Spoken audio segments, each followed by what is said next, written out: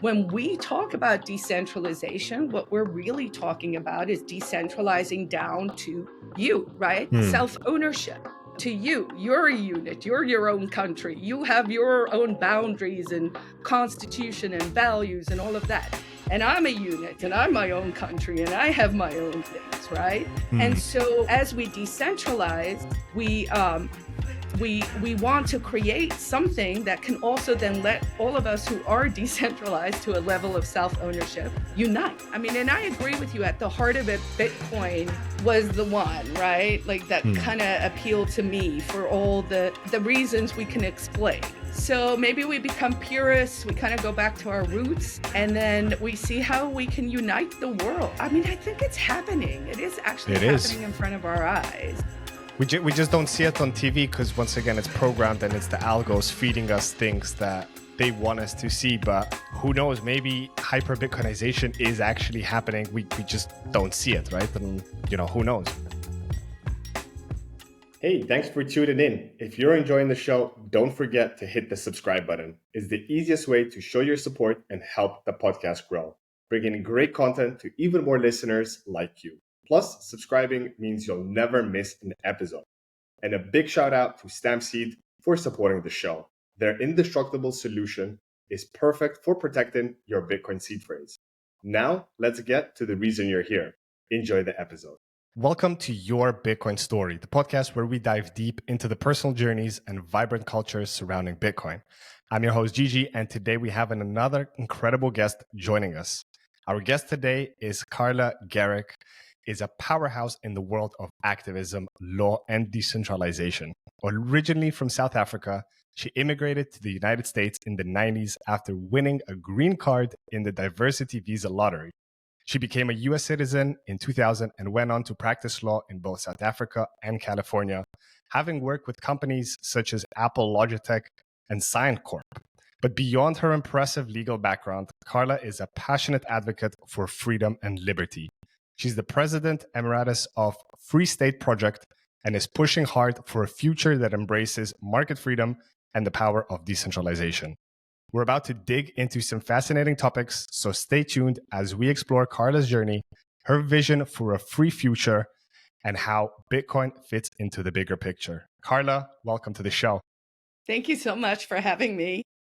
It's an absolute pleasure. And I guess I would say you have a background in freedom that is, so to say, a little bit outside of the Bitcoin sphere. So I'm really happy to have you on the show and kind of break up the full focus on just Bitcoin like we do with most guests and hear about other vibrant projects which are fighting for personal freedoms and liberties. But before we get into there, I mean, it wouldn't be the Your Bitcoin Story show without hearing, first of all, where does your Bitcoin journey begin? So maybe you could share with us, how did you first discover Bitcoin? Essentially, what's your Bitcoin origin story, Carla?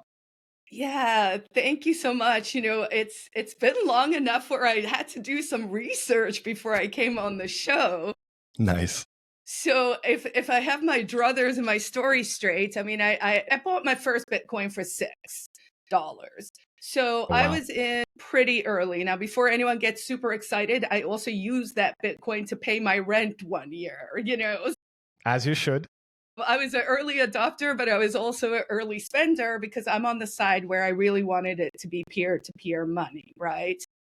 Sound money to solve a lot of the problems that we know was the original vision with the white paper. But be that as it may, I actually originally heard about it at one of the Free State Project's events. And the Free State Project, because possibly your listeners are a little different to the people I usually talk to, is a concentration movement to concentrate libertarians, small L libertarians, liberty lovers, crypto people, crypto pioneers, really any kind of pioneer. Like if you're thinking we can build cool stuff, I'm not sure if I'm allowed to swear, so I'll say stuff. You can. Cool stuff in the future. It's 18 plus podcast. Okay, so cool shit in the future. Nice. We want you to come consider New Hampshire. So I want to say it was back in 2011-ish, so it were speakers like Eric Voorhees came out very early. Roger Ver came out very early. I think he actually came to PorcFest, which is the Free State Project's Porcupine Freedom Festival. It's sort of like Burning Man for rational people. It's like Nice. camping and lots of talks and building out the community. So basically, the Free State Project itself, because we're so pioneer focused, I think just became an immediate hotbed for people who had read the white paper, who wanted to get in front of crowds of people who might understand it. So, we had these speakers at our events over the years, and our community has just really always embraced it. I think in some ways Free Staters are also the modern peace movement, right? Like we want to solve problems with actual solutions. And somewhere mixed in all of that also was, I think my natural energy is to be a cheerleader for people. And so having come from that tech background and having sort of a legal background and, cutting my teeth in Silicon Valley, I was at Apple Computer when no one wanted to work there. It was like one of my first jobs after I immigrated. So this would be like the mid-90s. And I actually worked on bringing Steve Jobs back with Next. I worked on the due diligence. I was a junior lawyer, but I worked on the deal, right? So people forget, Apple was kind of like, and then it had this comeback story, right? Hopefully that'll happen with crypto too. It will. And so for me, it was also people like Ross Ulbricht, right? And Aaron Schwartz, who a lot of people forget about. He wasn't so crypto related, but he was decentralized information, forward, and then it was Assange and all those things. So all of those things are really kind of mixed up for me in my crypto story. Amazing. Well, I mean, it's like, I can't imagine like what it was like discovering Bitcoin and using it back in 2011, where essentially it was even like pre-seed phrase era. Like it was like purely new, like just out of interest, like how did you acquire your Bitcoin? Was it peer-to-peer through one of these meetups, or you somehow found some online distributor, or like, how did that go? It was literally on cell phones at PorcFest, where the internet is not very good. Wow. Although I have a strong tech background, I'm not going to pretend to be someone who like gets all of the back end kind of stuff. So it was more like some guy who's really excited who like took my phone and put it in for me and that kind of stuff. And then over the years, because I do think this is a legitimate criticism, right? Is it the usability of Bitcoin is not easy, right? And out of all my frequencies, I am not a spreadsheet person, right? So to me, like a spreadsheet person is someone who's super organized. I'm like, if something happens to my husband, I was like, there's a code written where? So it was definitely at PorcFest, sort of on the field, and just to sketch for people what PorcFest looked like back then, we do the festival and up to 3,000 people come, and we have sort of like a decentralized zone, so we don't get food licenses. We you stand on your reputation and all of that. And so one year, I think in the early years, I don't remember exactly which one, there was a vending machine that was a Bitcoin vending machine. And you could buy guns, drugs, panties. I mean, not really panties, but you said it was 18 and older. There were no real panties, people, but there were like guns and mushroom chocolate slabs. And it was like a Silk Road vending machine.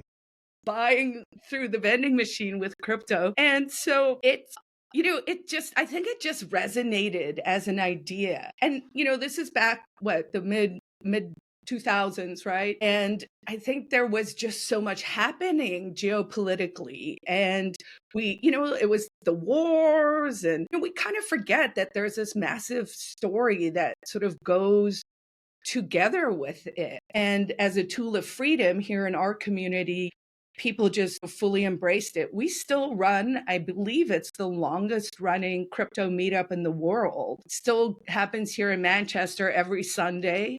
The original Lamassu ATMs, all three of the original founders were Free Staters. I did look them up and I was like, ooh, someone scrubbed that association. But I regard them as good friends. I meet up with them in Prague, and but I was surprised. And of course, they're out of Portugal, and then they moved to Switzerland. So there were really early innovators in that crypto space. And just to give you guys a sense, I mean, I looked at who were like speakers or people who came out. So I mentioned Eric Voorhees, Charlie Shrem came, and he had a story. That was pre-prison Roger, of time. course, Vitalik Wow. came. Jeff Tucker, I mean, he's more on the intellectual philosophical side of things. Sterling, Lujan. We've just seen this sea of really interesting people come through here. And much like Silk Road, I think, it was proof of concept, right? I mean, That's also why they threw the book at Ross, of course, was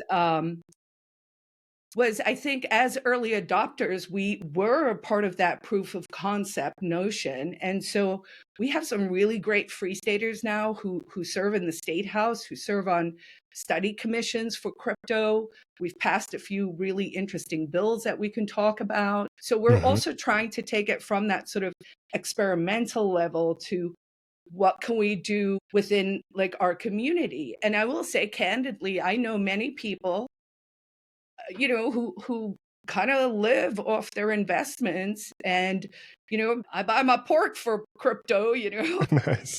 They say everyone should know a pig farmer, and you should definitely know a pig farmer who takes crypto. Amazing. No, the circular economy, that's what it's all about. Like, I really don't like when people say, just buy your Bitcoin and hold this whole hodl ethos of like hold it till the end. I mean, at the end of the day, as you mentioned in the white paper, it's subheading, it's peer-to-peer electronic cash. It needs to be used as money. And yes, sometimes people don't realize that, like, especially in the early days, like how much it's going to appreciate. I remember I had Jimmy Song on one of the early guests on the podcast, and he was saying how he was talking about food. He was buying some beef jerky. He said it was a good beef jerky. He goes, but it was an $8,000 beef jerky. And like in today's exchange, he was like, and he bought some alpaca socks, which basically cost him thousands of dollars. So he's more of the kind of like, hold the Bitcoin, spend the fiat.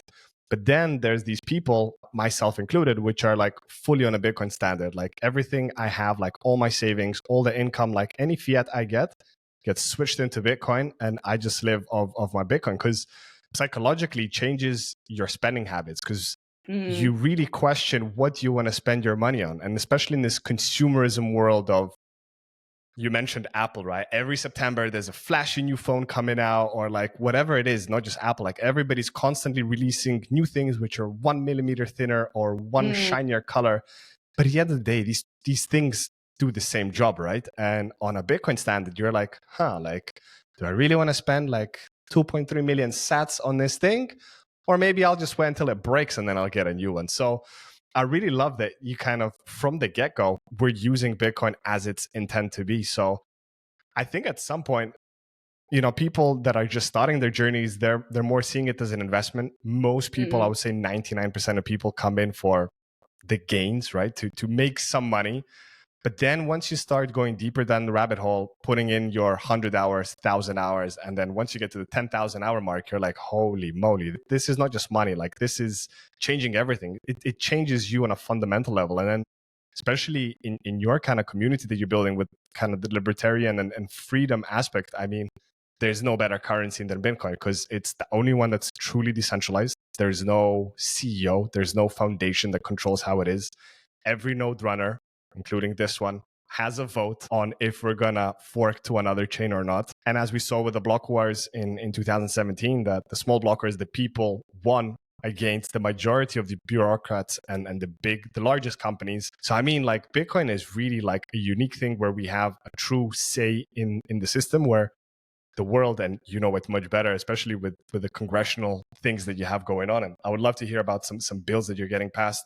But like, it's there's not that much freedom for the average person, which is crazy, because you would have thought in the year of 2025 that we would be so suppressed and so guided and so brainwashed on like how you need to live your life, where we're so technologically advanced. We're speaking through the internet. I mean, hundreds of thousands of miles around. We can exchange money with anyone at any point. Like, it's it's truly like, in my opinion, the best time to be alive. But then there's people saying like, oh, it's terrible.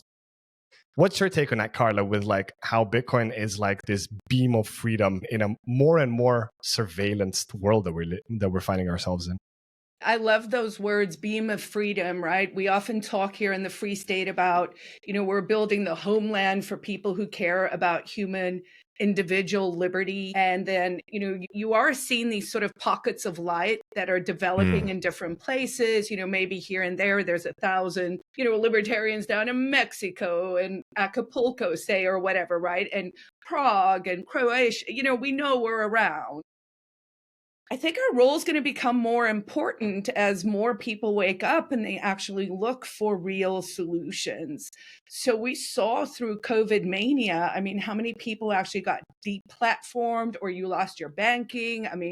My YouTube got taken down. I was banned off X for 6 months.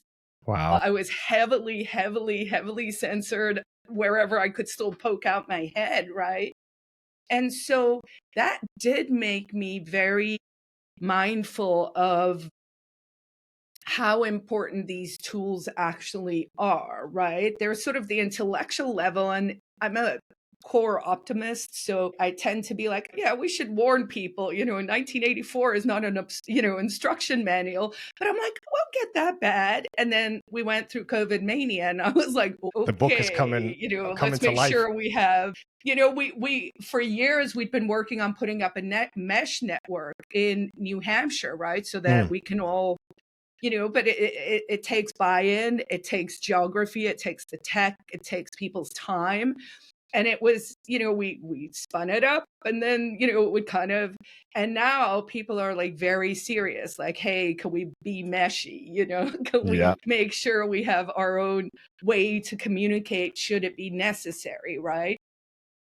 I'm also very torn between privacy and transparency. I think we live in such a confusing time because to some extent, the more we can record things, the faster we should be able to get to truth, right? But now there's so much propaganda that it's, I don't know, we live in a really strange time. So yes, of course, I love the privacy part of it, but there's also like a strong need for transparency. And at the moment, it's like we're as individuals and as humans, we're losing our privacy and the government is shrouding more and more of their things in secrecy. For me, obviously the solution is come to New Hampshire, and I would like to extend an open invitation. Please come to our events. There are two. There's Liberty Forum is in April. I live far on the other side of the world, but anyone that's in the US, definitely listen in, definitely visit New Hampshire. You've got a direct invite from Karla. And if I do visit the US, where are you actually, or do you not disclose? You will be surprised. No, I do disclose, but I'll surprise you like all other guests. Not recently,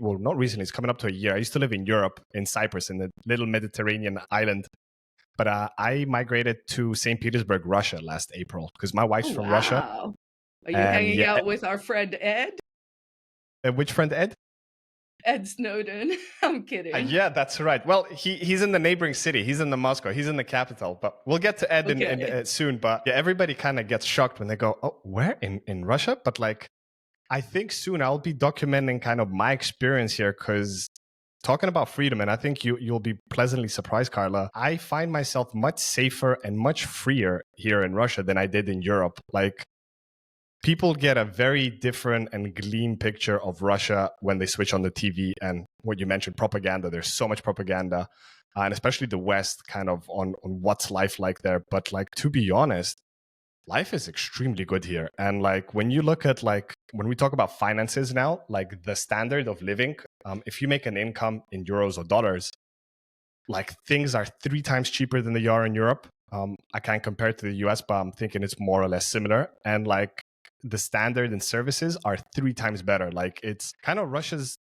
going 10 years ago when the sanctions started in 2014, and then they really got tight in 2 years ago. They kind of made their own ecosystem. They produce everything. Everything is homegrown and home produced. And like the entrepreneurial spirit is really strong. So I'm not advising, and I can disclaim I'm not being state sponsored to say good things about it. I'm just saying someone's going to truth. call you Putin's puppet. I get that at least once a day.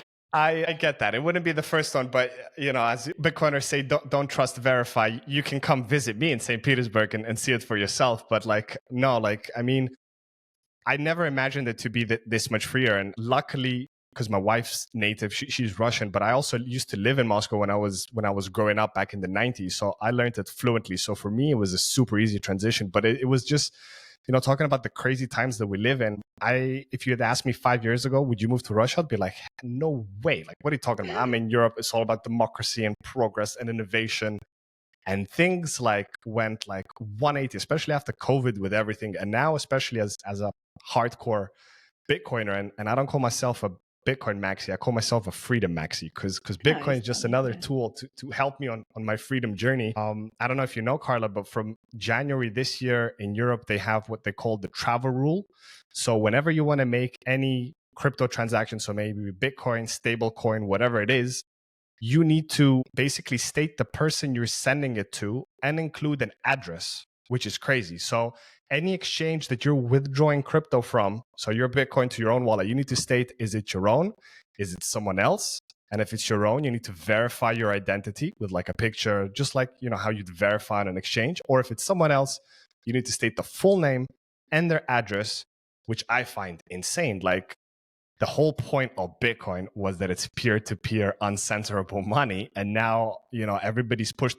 Actually, USDT is not even, it's banned in Europe, because USDT Tether, they're not abiding to the rules. So they got cut off from Europe, but there's much more to the world than just Europe, which Europe seems to forget. So USDT is kind of the taboo stable coin in Europe. It's all USDC now, which is more or less the same thing, but it's just crazy. And then even going prior to that, GDPR rules, right, in Europe, I think they're just in Europe. I don't know if they're in the US, but this whole legislation was supposed to protect you and your privacy identity, but then you always need to prove your identity to every third party. And I have no idea what servers they're using, who's storing my data, what advertiser are they selling it to, what government agencies are getting access to. Wow, yeah. It's just chaos. So I fully agree with you. We live in a very strange time, and to be fully private today is a huge challenge. So, but the only thing we can do is keep on fighting and keep on innovating.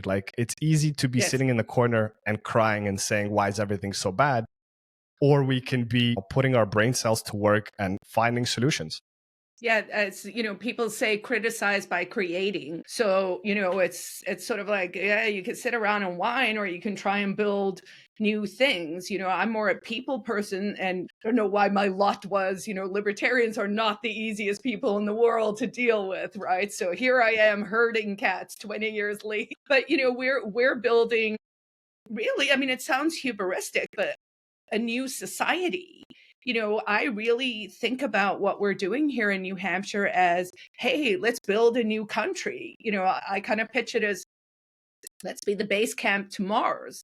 Okay, what are they going to go do in Mars? If I'm having a early morning and I feel like playing with the AI, which I'm kind of wondering if it's turning into my guru or something, right? I did read an article. This is actually happening, right? But because I'm a little older, maybe I know what I know, so I can tell when it's lying to me, and then that's usually a tell where you can kind of do a rabbit hole or figure out a different way to ask or whatever. And so I was asking it one morning, I was kind of like, help me imagine, what would governance on Mars look like, right? And I was working in sort of a blockchain digital citizenship, and we went down a really good conversation. And I literally got up to go make coffee. And when I came back, I was like, where's our conversation? And you know how it usually saves your conversation? Yeah, it was and gone. It literally just wiped 2 days of my info. And my husband was like, that's a bug, just do it again. And then I did, and then it went away again. Wow. Was that on OpenAI? Was that ChatGPT? That was ChatGPT. Now I bounce between that and Grok, and sort of see and sometimes test it out with some Venice, or I was going to say, you mentioned Eric Verhas. Yes, of course. Yeah. And that, of course, I mean, it is the OpenAI one. So out of all of them, I mean, it's hard to watch what happens, right? Because in some ways, also the story of Bitcoin, like the story of power over history, becomes a story of corruption.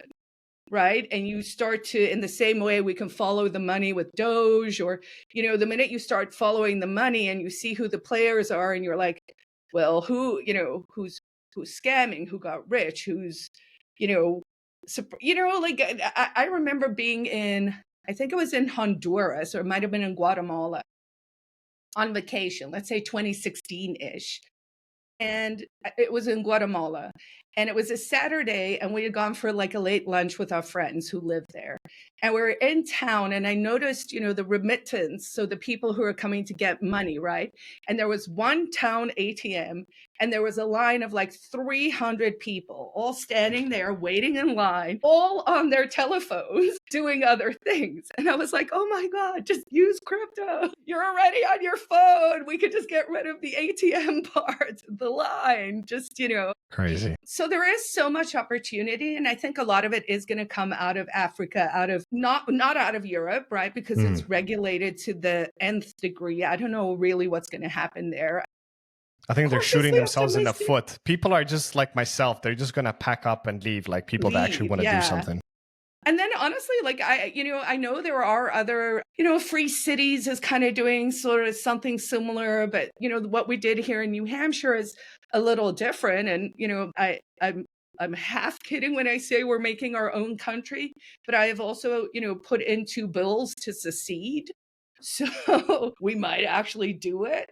The appetite isn't really there right now because people are trying to see what's going to happen on the federal level. But because I believe power corrupts, and more the power, the bigger the corruption, as we are clearly seeing, I don't hold out that much hope for DC. I think even if they have this sort of clean slate and this burn and this purge and whatever they're up to over there, I think in 4 years' time or 10 years' time, it'll just be rotten again. The more creative we can be within communities, back to those pockets of light, that is how you actually change the world, is you lead by example, you show people it works, you get more and more and more people. I mean, we know anyone who's in a software world, adoption is the biggest challenge. It's like, how do you move huge groups of people from where to where?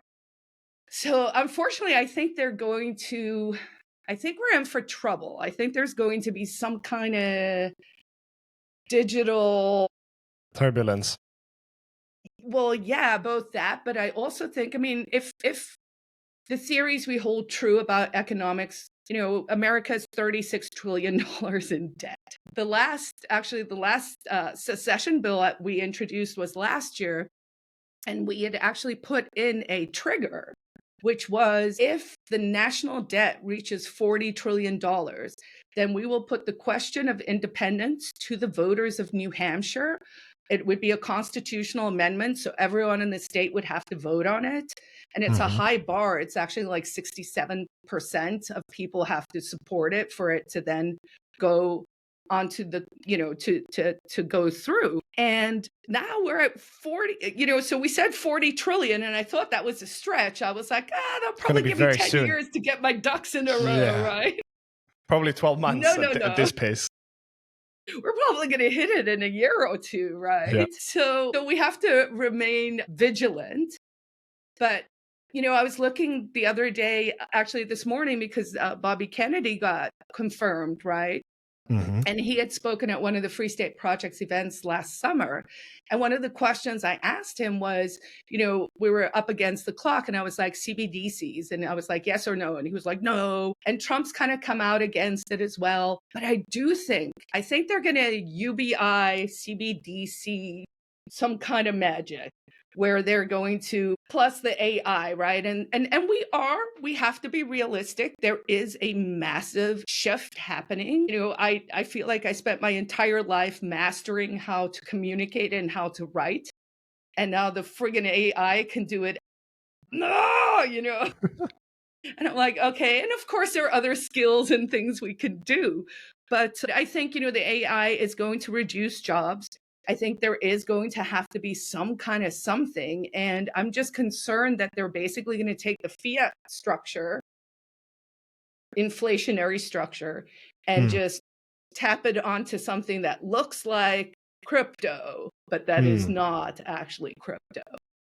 A quick message from our awesome partners at StampSeed.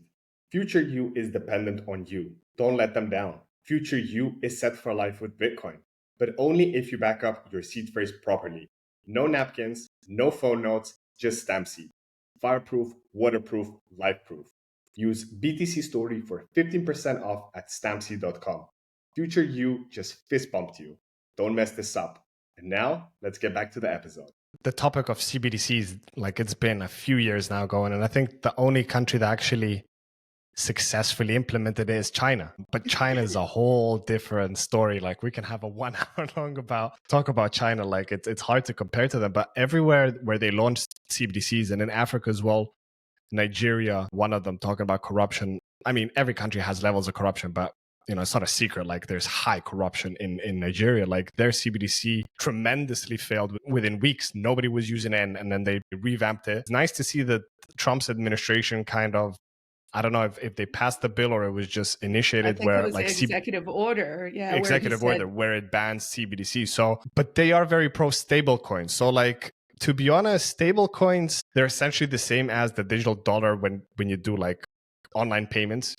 People when they say like digital money, like digital currency, wow, what is it? I go, well, you spend your card, right? Yeah, well, what is that? That's not physical dollars, right? Or physical euros or pounds or whatever it is. It's still digital money. It's just that like it's issued by a legitimate bank instead of some bogus institution somewhere. So I think they're gonna be pushing on stable coin adoption. May that be there's going to be some governmental oversight with USDT or something else, or their own version of it. But still, like even which I'm pretty okay with them. I have nothing bad to say. But we see when there's cases of like, let's say when funds are stolen, that USDT is instantly frozen. Like the company's working with them to like for the good, but it's just like, wow, like there's still people that can control and not give you access to that. And as much as I don't like paper money, I still think there's a need for it. And it's still like kind of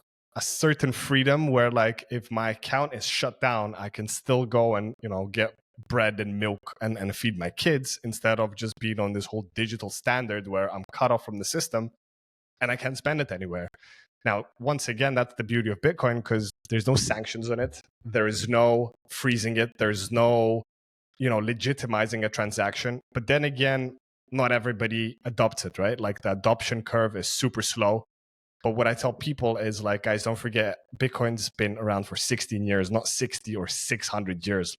Right. The technological revolution that we're living through and are being a part of is so significant that like even where we got to in 16 years, where it's like the 8th largest market cap asset in the world, is still fascinating. And it's $100,000 and people are crying, why isn't it 200? Why isn't it 300,000?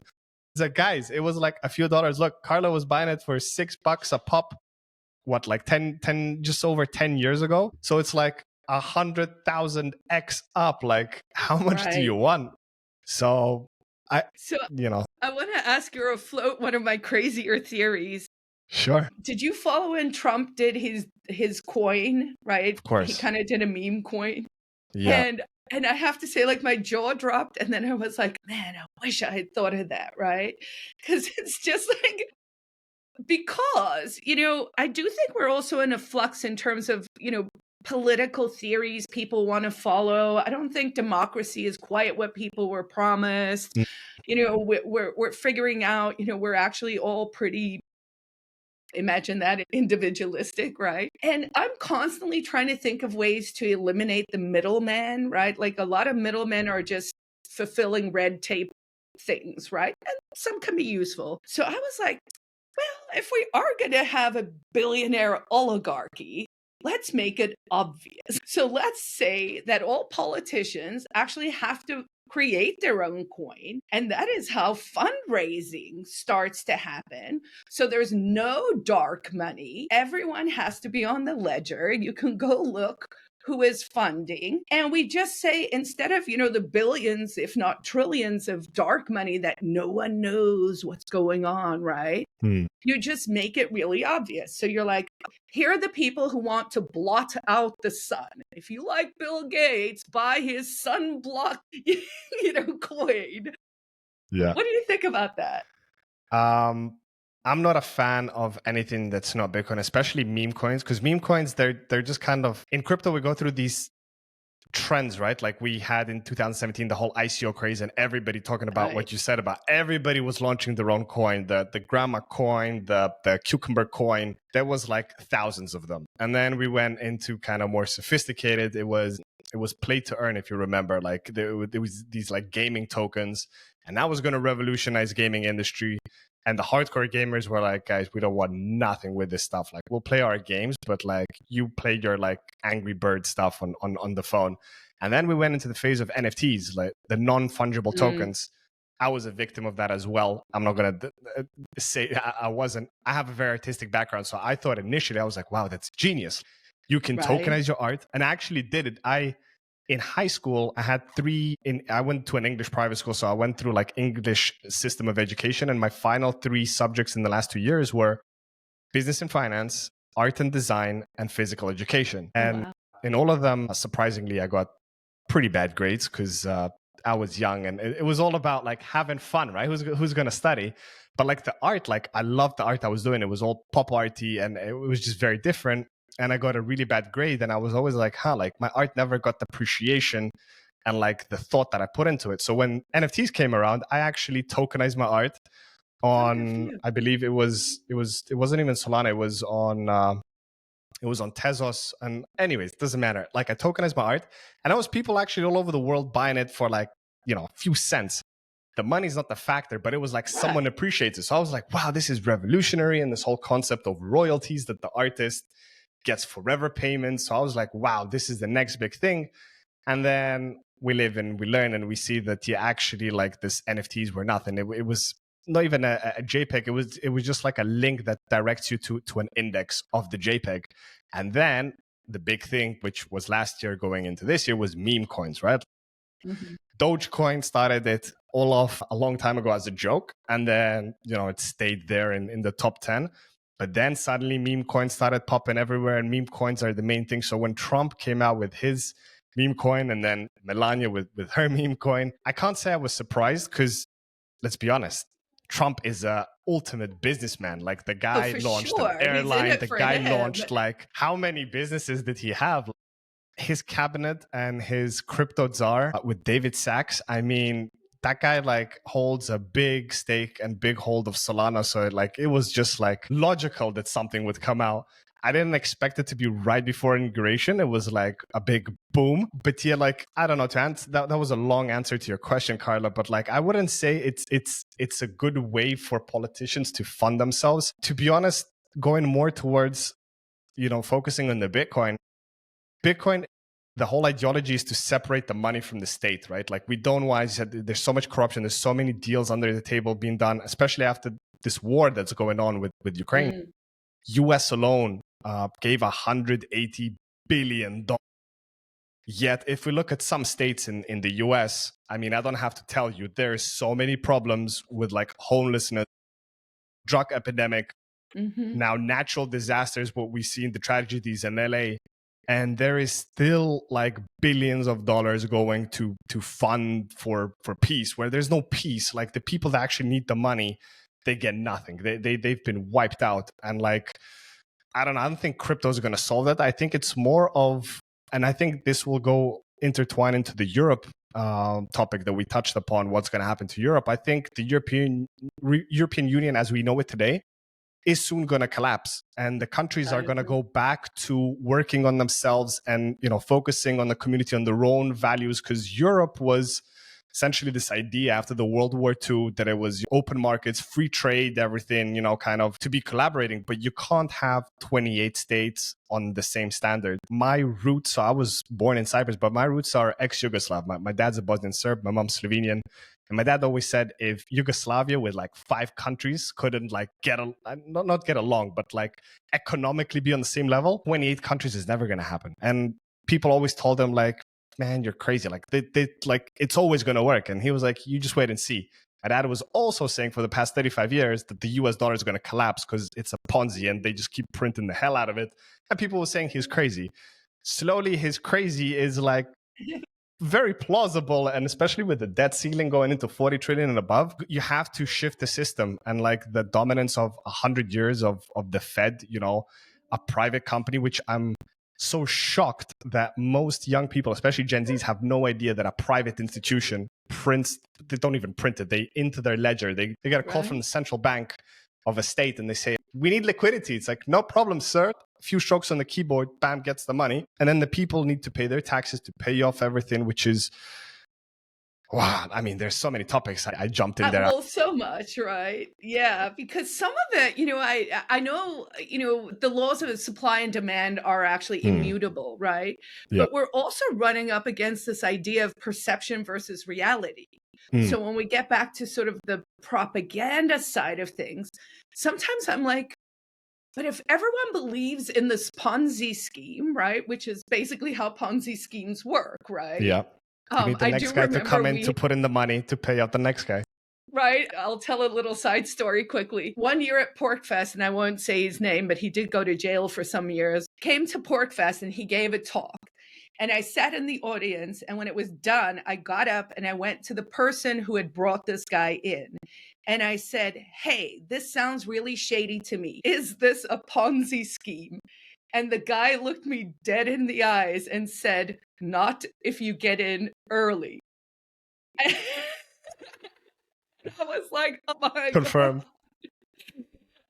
And, you know, and I did not invest, obviously, and also, you know, warned everyone I could. And, you know, the chips did fall on that one. But then let me ask you this, because I was sort of surprised and I'm not even sure how I feel about it yet. So let me tell you a little bit about the legislation we have done here in New Hampshire. And then the last one, and we'll circle back to this one, is I noticed they're talking about starting a reserve account, like a state reserve account in Bitcoin. Bitcoin here. strategic and reserve. I was like, ooh, do we like that or do we not like that? You know? Yeah. So over the past few years here in New Hampshire, they passed a nullification bill that basically says if you are using your crypto in state with stuff made here, you're not a money lender. So we kind of made it that if you're in New Hampshire, we're supposed to be able to do what we want. Now, people have actually been persecuted from the federal government. You know, Library, if you followed that story with Odyssey, that they got caught up in, wasn't the NFTs the one just before that? Tokenization, right? So the ICOs, or a real asset tokenization. Yeah, so basically it was, they did an ICO. And then it was for Odyssey. So it was a blockchain sort of censor-proof version of YouTube, right? So everything was on YouTube. They had their own coins in their ecosystem. But the SEC doesn't like free staters. This guy was a free stater, so they came after him. They decimated and destroyed his company. So we've seen a lot of sort of legal action against crypto pioneers in New Hampshire, enough so that many of our original crypto pioneers have left. I mean, we are seeing people kind of go for safety with digital nomadism or moving to, you know, the other side of the world kind of stuff. But that was back in 22. But so bills we've actually passed. So technically with that money lender bill, Library should not have been prosecuted, and yet they were, right? So that was the federal government just sort of overreaching as they do. We passed last year, or maybe it was the year before, DAO bill. So we have distributed autonomous organizations now. You know this, and probably everyone listening, but just to explain, it's basically like an LLC that runs on the blockchain.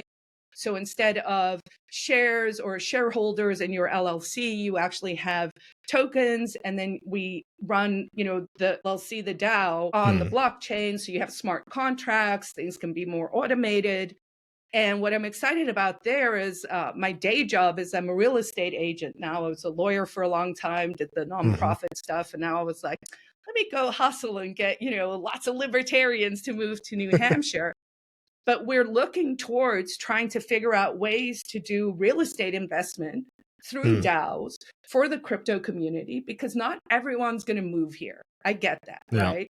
But I do want people who think what we're doing is valuable and important, and it really is, because we're trying to create the heart of remembering human freedom, right? And to your point about Europe and being like 28 people, groups can't work together. When we talk about decentralization, what we're really talking about is decentralizing down to you, right? Self-ownership. To you, you're a unit, you're your own country, you have your own boundaries and constitution and values and all of that. And I'm a unit and I'm my own country and I have my own things, right? And so as we decentralize, we want to create something that can also then let all of us who are decentralized to a level of self-ownership unite, right? Because you're actually uniting in peace, because you are coming truly in a diplomatic sense with, mutual destruction, I suppose, to go back to the Russia-American sort of metaphor, right, that we all understand. So I don't know how I got on this one, but with the DAO, it was because I think every libertarian in the world should own a piece of New Hampshire. Yeah. So the DAO, that was super interesting and very cool, and I'm pretty excited about that. There were two bills that are, okay, so the one back in 2015, listen to this one, it didn't pass. And I did not actually support this one, and you probably won't either, but they had suggested that the state could accept Bitcoin as payment for taxes and fees. And what the thinking was back then is that we could trick them into having to take Bitcoin so that we'd have to start building the back ends and all of that. And then slowly we could switch it over. And I should give a shout out, and actually you should have him on your show if you haven't, Keith Ammon. He's a fourth-term state rep here in New Hampshire, and he's brilliant. His background is tech. He introduced the flying car bill that we passed. So flying cars are illegal in New Hampshire. You can take off flying cars? Land. That's super cool, right? Do you have flying cars? I mean, they're most of them are still sort of prototypey, but it does look like it's legal the future isn't that far away. We call it the Jetson bill. He's very strong on nuclear, and actually this is something people don't know, but New Hampshire has a nuclear plant. And we supply 25% of the Eastern Seaboard's energy. And yet also New Hampshire has the highest energy costs on the Eastern Seaboard. So we are getting screwed by someone. I haven't been entirely able to pull that thread all the way yet, but I'm working on it slowly. But, they're talking about these tiny reactors, right, that can kind of feed a little city of 30,000 or whatever. But I was like, how many mines can we run on one of these little eggs, right? True. That's crazy about like how it's supplying like 25% of the grids, yet you have the most expensive electricity. There's some and a lot of that there's is some funny stuff like, going on, man. Yeah, federal laws where it was Reggie, or everyone was like, oh, because you have this good energy, you have to keep giving other people concessions, and then no one pays attention year over year, and then 20 years down the line, you're like, wait, what? So it definitely is an issue, but I think we'll be able to unravel it. But the one that is coming up, so in 2022, what happened was they created a cryptocurrency commission that Keith, this guy I just told you about, heads. So he's really trying to figure out. So basically what they recommended then was to establish a legal pathway for DAOs. So we've done that now. They want a blockchain dispute docket. They're looking for proactive regulatory guidance on digital assets. So that was sort of their recommendations. And the DAOs passed last year. And the bill that is now in the State House that is being championed is HB 302. And that is to set up a strategic Bitcoin reserve in the state treasury, allowing up to 10% of public funds to be invested in digital assets like Bitcoin. And I was like, let's give it a shot, right? Why not? I mean, this is not exclusive. I believe at the moment of this recording, I think there's close to 40 different states that are also looking at similar bills of creating this Bitcoin strategic reserve, which actually, I'm sure you want to hear my thoughts on it. I think it's good because, you know, like the state spending and governmental spending is usually not the most efficient, and like it always depletes, like the barrel's always empty and there's not enough funds to go around. So I think if you stockpile and you hold a certain amount of Bitcoin, it is going to be very beneficial in the long term, right? Like short-term volatility, Bitcoin, as we all know, can dump tomorrow 30%. It won't be, you know, a surprise to anyone, well, at least to most people that have been in a few cycles. But the new people might be thinking, oh, Bitcoin's dead again. Initially, like top level, I think it's good. On a more deeper level, me personally, like deep in my heart, it goes back to what I mentioned, Carla, like this whole ethos of separating the state, you know, from the money. So like Bitcoin as this purest, hardest money that we've ever had and ever will have, I would rather like the average person stockpiles his own strategic reserve while he can for the better of his own life and his family and his future generations. But then at the same time, who are we to say who can have Bitcoin, who can't? It's an open, distributed, immutable money system that your enemy can have it, the state can have it, anyone can have it. So I'm What like a if your pendulum enemies swinging. are the state? The enemies are the state. Yeah, like it's you know, it's hard to say am I pro or against. I was very pro at it first, and initially thinking more about, well, of course it's going to pump all of our bags, but that's not the main thing. It was more about like legitimizing it. Like if governments are buying it and holding it in their own treasuries, then like it's a done deal. Like it's already, we're never going to retrace back.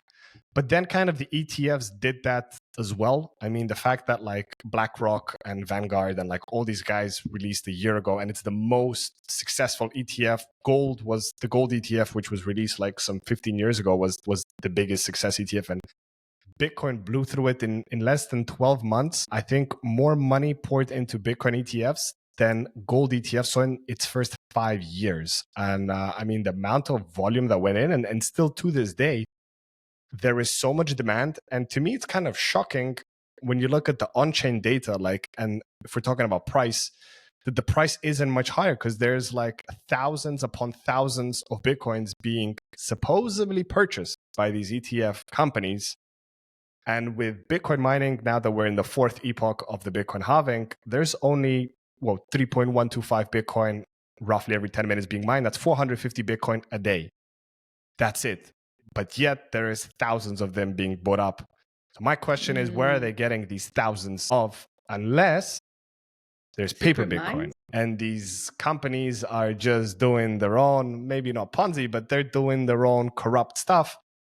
So I wouldn't be surprised if in the coming, probably not months, but the coming years, some of these big players, I mean, it would be crazy if BlackRock gets exposed that they don't have the Bitcoin that they claim. I'm here for that, for sure. That, like, talk about a giant going down, like the David versus Goliath, you know, David being the Bitcoin and Goliath being the BlackRock, which most people slowly are starting to find out. Like BlackRock owns most of the stuff in the world. Like all the major companies have a stake. I mean, BlackRock has a stake in it, which is insane. How could one company have so much power? So yeah, so once again, long answer from Gigi.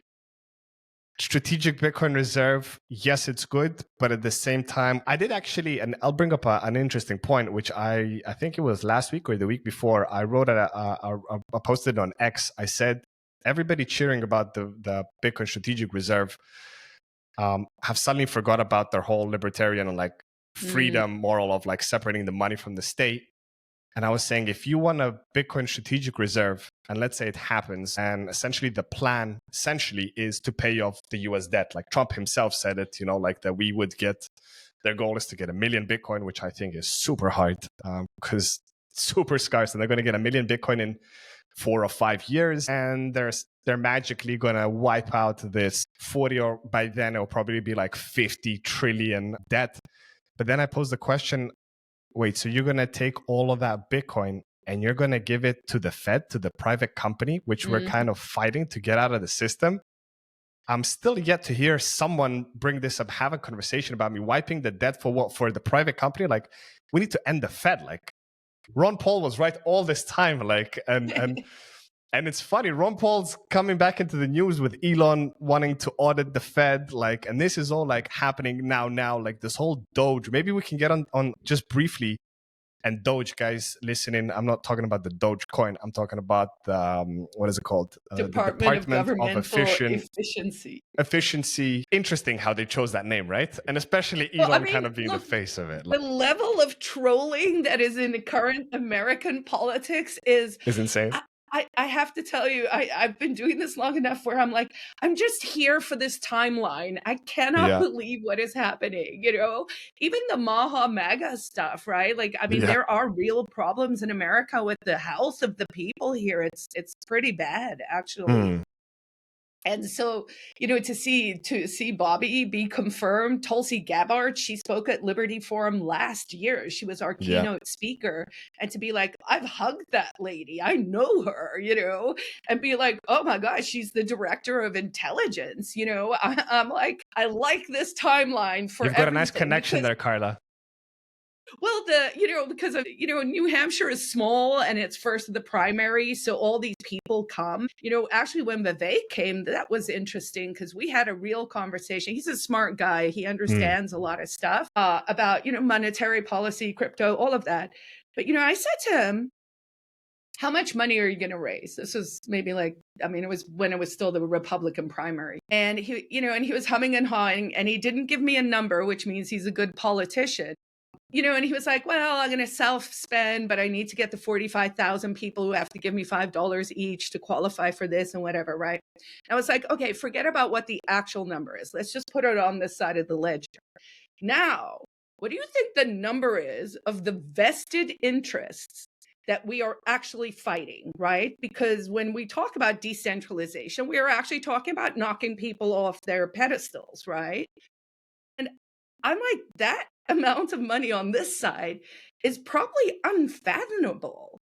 I mean, it's true. I mean, it's more than the national debt. And so we do have to understand, the guerrilla warfare perspective or dynamic of what's happening.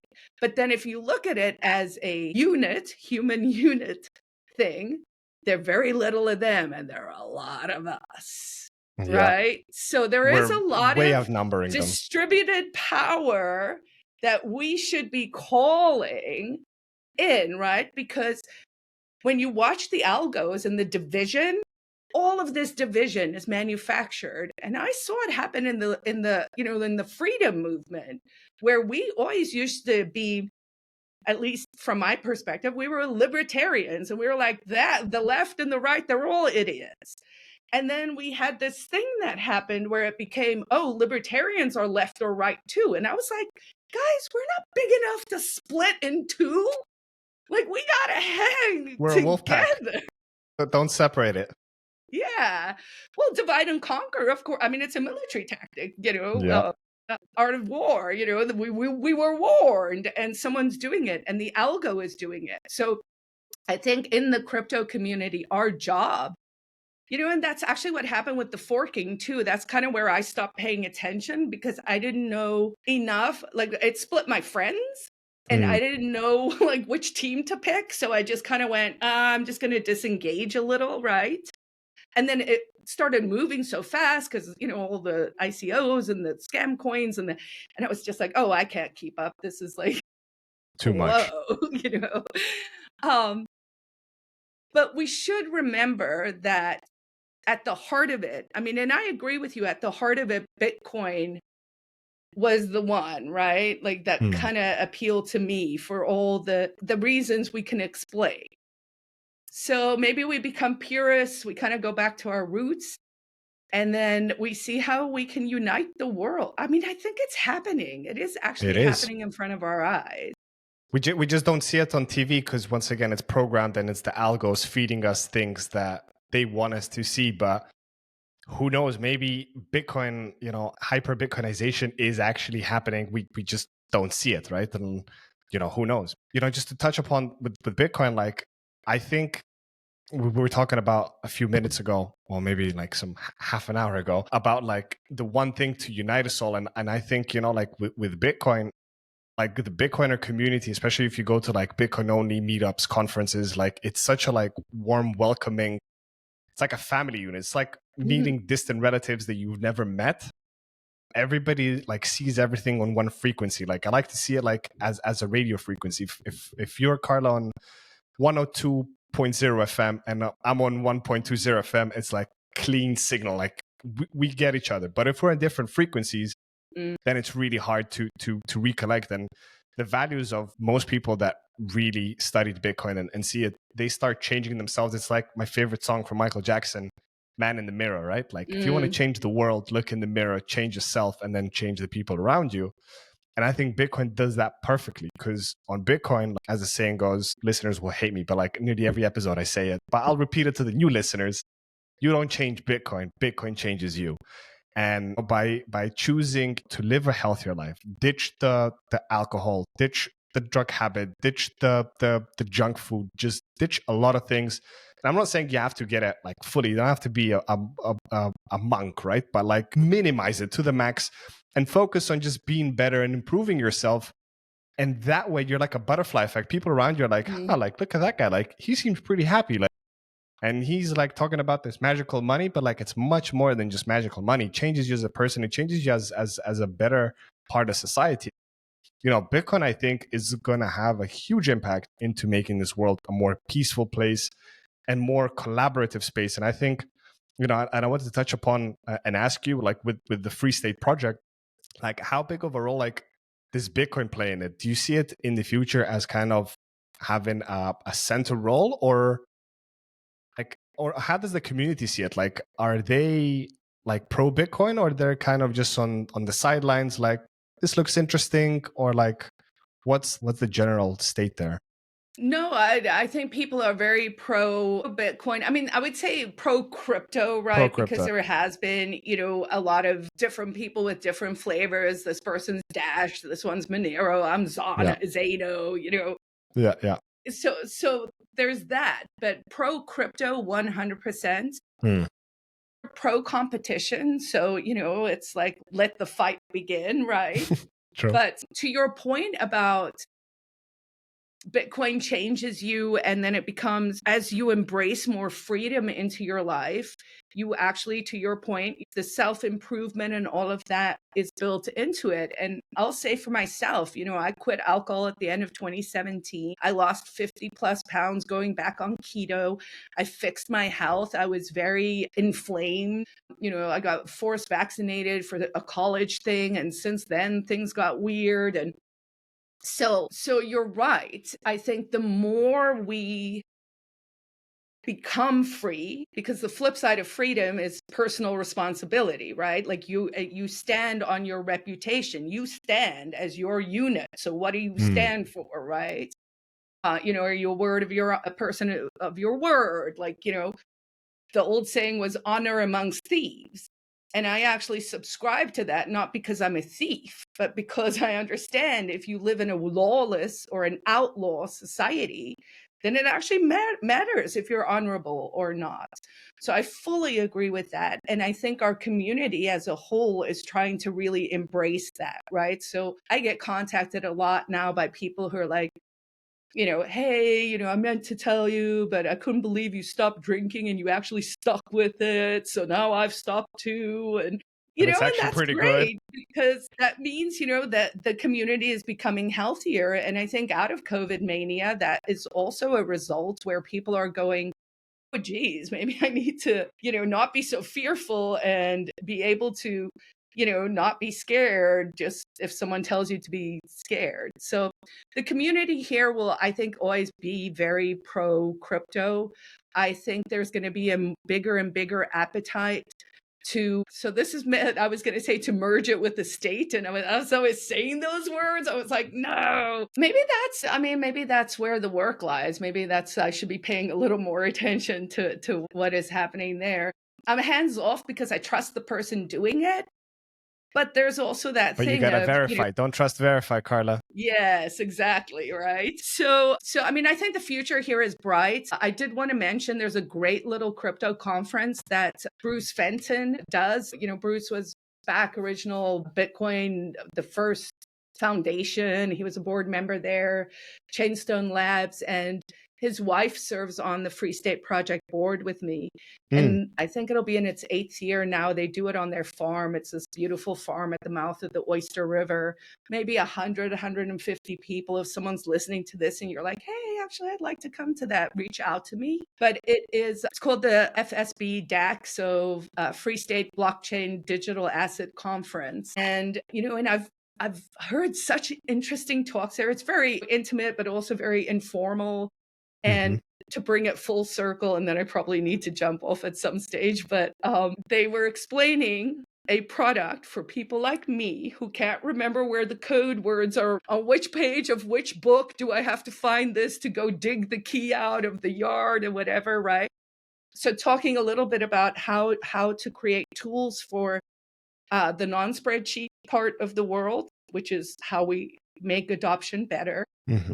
And so it's just smart, interesting people. Some of it was like, how do you do estate planning, right? Because everyone's like, oh, I have friends who, actually, I have a friend, he's in his 70s, and he got 3 Bitcoin from Roger Ver at Porkfest for doing a laser show on the campground's roof to say free Ross. I think that might even have been like one of the first free Ross things, right?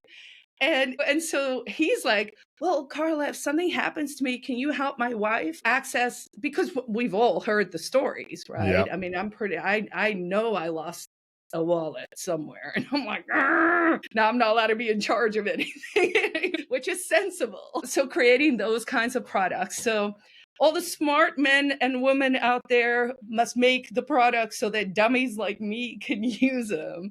And I'm hoping that's kind of where we go next, right? Yeah. No, I agree. And since we're running short on time, I wanted to bring up one more thing. And you actually mentioned it with the free Ross, the fact that Ross Ulbricht was finally freed after nearly 12 years being jailed for essentially spinning up the first use case and free marketplace, libertarian marketplace for anyone. He wasn't selling guns on it. He wasn't sending no ganja in it. Like, he did a website and people sold whatever they wanted, and then they threw him into a super harsh environment for so many years. And most people, I think including himself, he didn't think he would ever see the day of light of coming out. And now finally Trump stuck to his words when he was saying day one we're freeing Ross. Maybe it wasn't day one, but symbolically was day one. He is free. And we saw the other thing a few months earlier, 6 months ago, with Assange finally also being freed. To me personally, the third one, and I wanted to ask you this as kind of the final question, is our good friend Ed, which lives down the road from me, which you mentioned, Edward Snowden. What's your take? Do you think Ed will ever be able to return back to the US in his case with this current administration? Or what's your take on that? And I think doing my research on you, you did have something with Edward Snowden, no? Yes. So we had in 2016 when we triggered the move for the Free State Project. So how the project originally worked is it was sort of a mutual assurance contract. So it was a pledge. And if 20,000 people pledged to move to New Hampshire, we would all come. But because we're cats who cannot be herded, people are like moving where before the 20,000, after the 20,000, everyone's just doing what they want. Great. My job when I was in charge of the FSP was to trigger the move. So to get that 20,000 signature. So when I triggered it, we had Edward Snowden actually as our keynote. And this was back in February 2016. So it was hot in the news. He was like, he's a traitor, it's treason, all of that. I just knew from the start that is not the case, because you cannot make things more transparent so that the people who are voting for you know more, call that person bad. That is not how life works. That's wrong. That's illogical. It's a tell, and it shows you why government's bad, right? So I was just like, no, he's a good guy. I'm going to back him. Interesting story. In it must have been 2016. Was that when Trump ran the first time? 2016, yeah, that was the first presidency. So CNN approached me, because, New Hampshire's small, so even people like me get some airtime sometimes. And it was an interview between Anderson Cooper and Trump at a small local Greek restaurant on our main street here at Theo's. It's now a different place. So it's, Secret Service, they run a background check on you, all of it, right? And I was like, I'm going to go. And my question is going to be, you are on the record saying that Edward Snowden's a traitor. You're wrong. Would you pardon Edward Snowden? That was going to be my question. And they vet your questions, and they still invited me. So I was like, I guess I'm in. I was not in. I was sitting on the camera like this, right? So Anderson's there and Trump's there. People are texting me and they're like, stop moving your face, because I'm literally I'm just like horrified by everything that's happening around me. And to bring the story full circle, I remember Trump was wearing a cerise, a very pink tie. It was a very pretty color. And everyone was lining up for photos afterwards. And I was like, that clown's not going to be president. I'm leaving. And I left. No way. So I was like, whatever. Well, and I was mad because he didn't ask my question. So Trump is probably a bit of a bigger hurdle. When RFK came to PorcFest, I actually asked him. There's a really great YouTube. He gave a really good speech. It was good. And I got in some really great questions at the end, including kind of like, hey, if we secede, are you going to murder me? And I asked him about Assange and Snowden. Like, we would always, over the years, I said our job is to keep all those people's names in the media. New Hampshire has this unique thing where it's first in the nation. So we used to get all the media would come in for like 1 week in February of an election year. And I was like, we use that time to ask every political candidate every time if they will free Ross, if they will free Assange, if they will free Snowden. And we did consistently over the years. I was the first person to platform Lynn Ulbricht, Ross's mother. She came to every event since he went to prison. She missed one. So it really has been a sort of thing. I don't have it here to reach for it, but the year Snowden spoke, we actually made little face masks, and we had a room with like 600 people. And when we were doing the sound check, I was like, hey, I want to warn you, because maybe it's going to be like weird and overwhelming. You come on the screen and they're like this whole room full of people looking back at you with your face. And I have it over here on my bookshelf. But on the back of it, it actually in marker, it says Ross Ulbricht, because Nick Gillespie, who was interviewing Edward, was like rambling on some topic. And I was like, I had told him there were 3 things I wanted him to cover. And I could tell we're going to run out of time. And I was like, you have to ask about Ross. And then Ed like weighed in on Ross. So we've always had this sort of thing. You know, we had Assange's brother and father came out. They did the whole documentary here, you know, so we've always had those connections with everyone. I do think if we make enough noise, we can get Edward pardoned. I think Tulsi might be helpful and instrumental in that. I would also like to see them just drop the charges against Roger Ver, and people can go to freerogernow.org. And then here in New Hampshire, Ian Freeman, who started Free Talk Live, he is often cited as the first person who talked about Bitcoin publicly. If you ask Grok, it'll say, you know, if it breaks down the Free State Project and Bitcoin as sort of a story, and some of it's been forgotten over the years. Like, it's been a few years. When Overstock started taking Bitcoin, so I had this idea where I was like, okay, if Overstock's going to start taking Bitcoin, what would happen if we could get everyone who's a crypto person in New Hampshire to buy something on the first day? And we did. And then I did a stat search, it might have been a Google search or something, trends maybe. And I could prove that the most sales in Bitcoin on Overstock happened from New Hampshire. And then I emailed Patrick Byrne, who was still the CEO at the time, with a subject line that said, hey, are you curious why most of the sales came from New Hampshire? And he replied within like 3 minutes, because I had hooked him, right, with he's a data guy and a crypto guy. And so he's been a donor. He's come and spoken at our events over the years and all of that. So, well, the thing I enjoy in life is just reaching out to like the biggest reach you can do and be like, I don't know, maybe I could talk to Edward Snowden. I'm going to invite him. And then I did, right? So I think if we keep him in the story, I'm hopeful that Ross, who is taking some time, he's decompressing, get it, all of that, hopefully he'll come to some of our events in the future. I think if he got on the bandwagon, I think the next 4 years is the window to bring all of these people home. WikiLeaks is tweeting a lot again. They're putting out really, really great information about what's going on with Doge and all the corruption and all of that. So I feel like we're in the mix. Big tech's here and little tech's here too. Amazing. Carla, there's so many things we could keep going on, but I know time's of an essence, and I'd like to thank you so much for taking the time to comment on. It's been a pleasure meeting you. I hope to talk to you again in the future. And once I make it over the pond over to the US in the future, I'll definitely be coming down to New Hampshire, and I'd love you to show me around and get a sense, the real feeling of the community. But for all the listeners, most listeners are in the US. Check out the Free State Project.